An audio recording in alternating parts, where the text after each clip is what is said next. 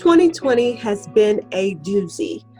I mean, there is so much that has happened during this year, from the pandemic to economic ruin, people losing their jobs and their businesses all in one fell swoop, to cultural and racial unrest, the murder of so many Black people within the span of 30 days, and the senseless killing on tape of George Floyd. The people are angry.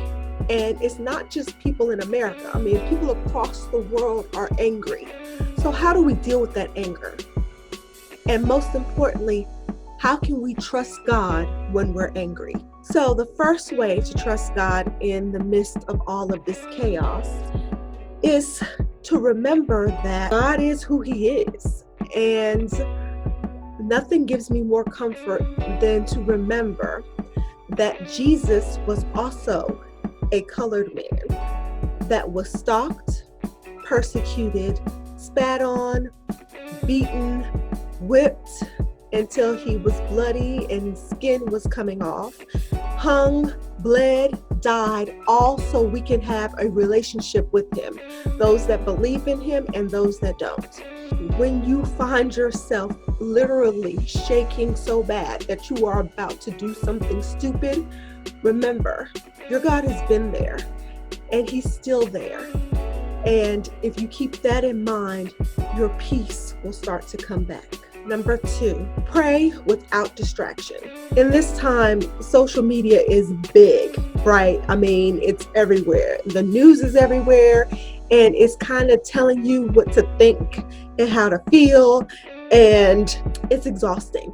So the first thing I had to do was totally cut off everything, because in order to get back to where I needed to get to, which was focusing on God, all of the distractions had to go.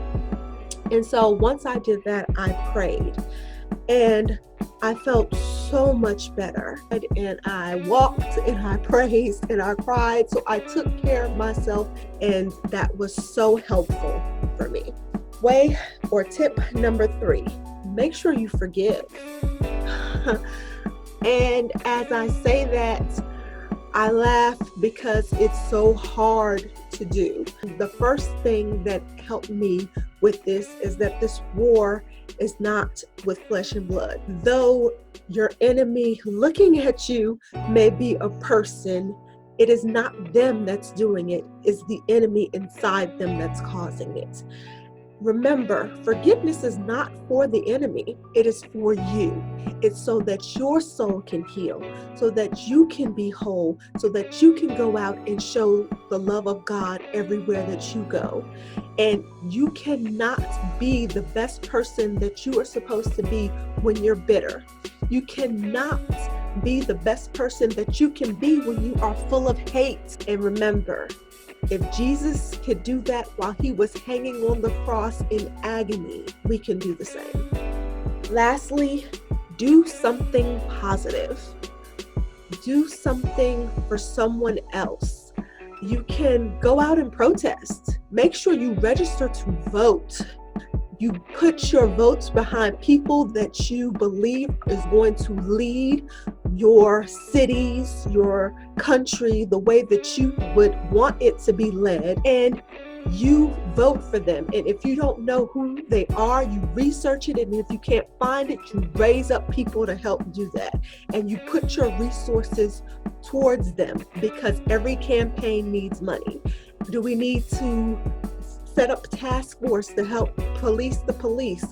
Voting for things like the Bystander Act, to have justice for all, when we all collectively as a unit do the work, do good, show love, and make sure you do your part. I hope this was of value to you. I hope this helped you find peace and know that God is listening. He is there. He has never forgotten you, and He loves you, and He has a plan in place for redemption, not only for you, but for the country that needs to be healed. So until next time, buck.